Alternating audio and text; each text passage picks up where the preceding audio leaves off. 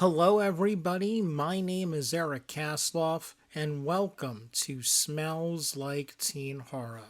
And this is my non spoiler review of Halloween Ends. So, I just got done maybe an hour ago watching the movie on Peacock, and by the way, when I found out it was coming to Peacock at like 8 o'clock tonight, I got super excited. My plan was to marathon 2018 and Kills, and then, either end my night with Ends because I thought it was coming out at midnight, or start my day tomorrow with Ends. So, non spoiler, what did I think of the movie? I'm not sure. Um, it is either the best out of the new trilogy or it is the absolute worst in the new trilogy. Now, let me say this. Is it better than Resurrection?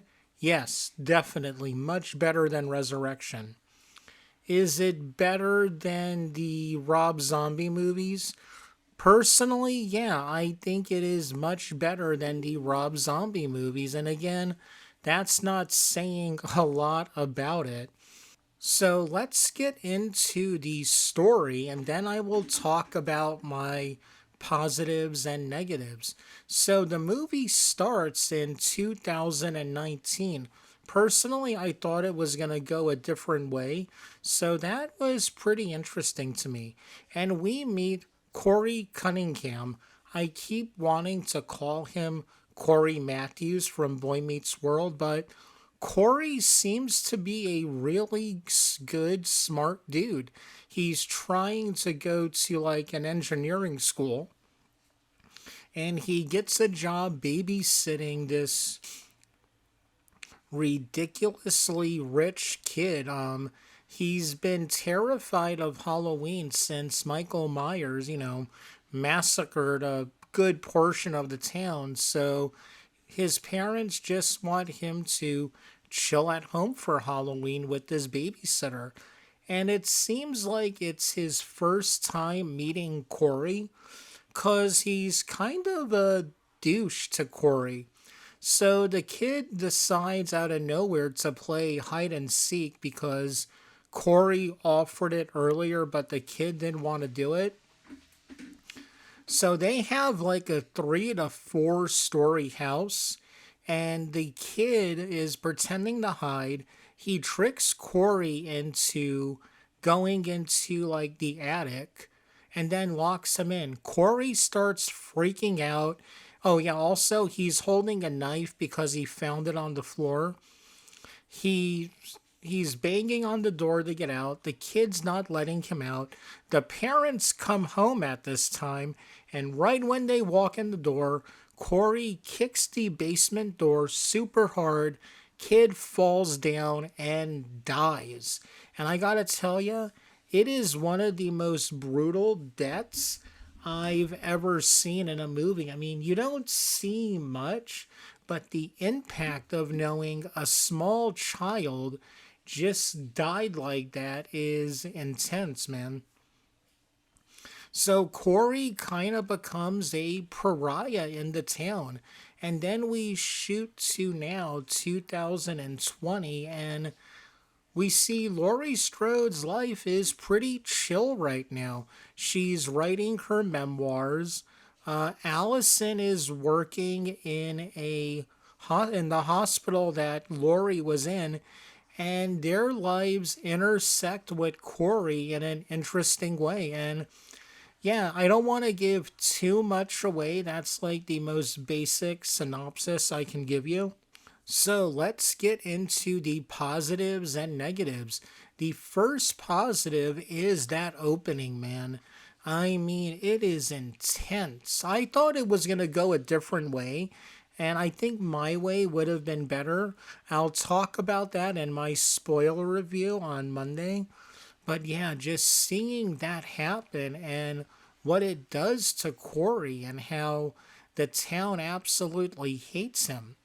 So yeah, the opening was good. And then, yeah, the stuff with Corey. He is a really interesting character. And I'm going to tell you right now, all that talk about it being heavily inspired by Christine? Yeah, they were not joking. I mean, it feels like Christine.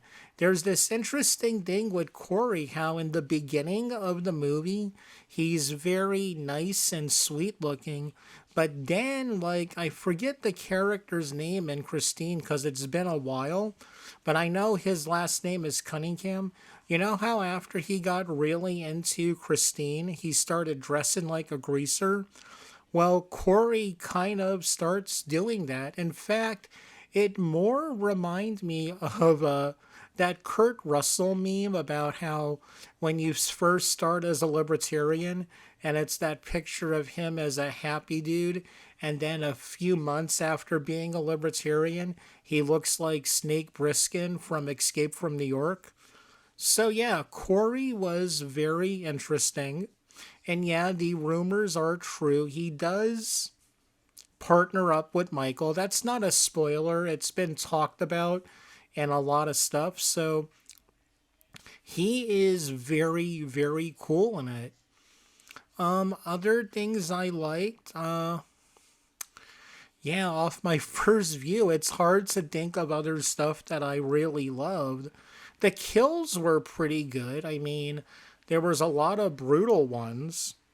Now, let's get into the negatives. And man, there are a lot.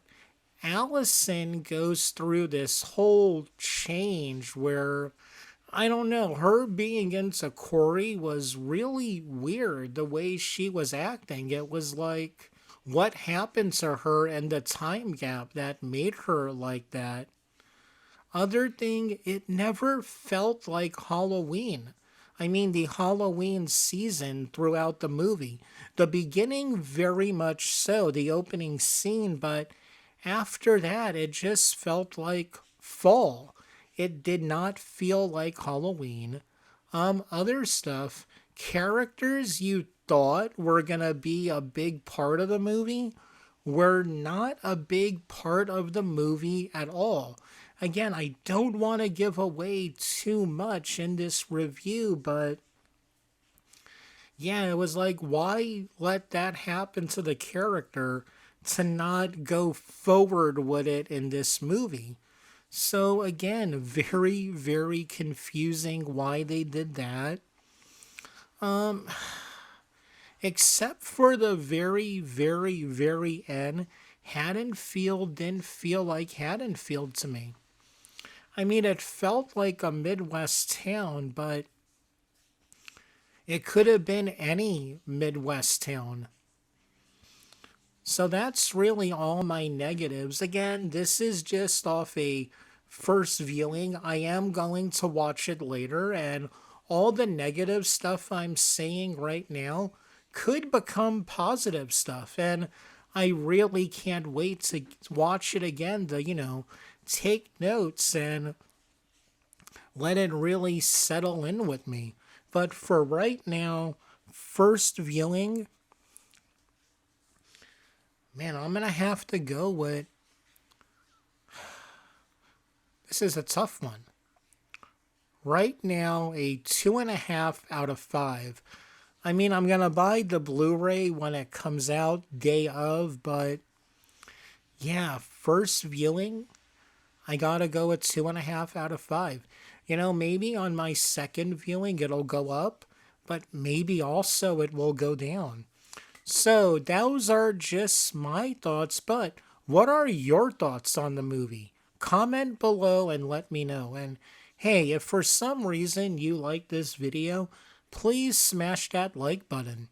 And if you haven't subscribed to my channel yet, I got a question for you. What are you waiting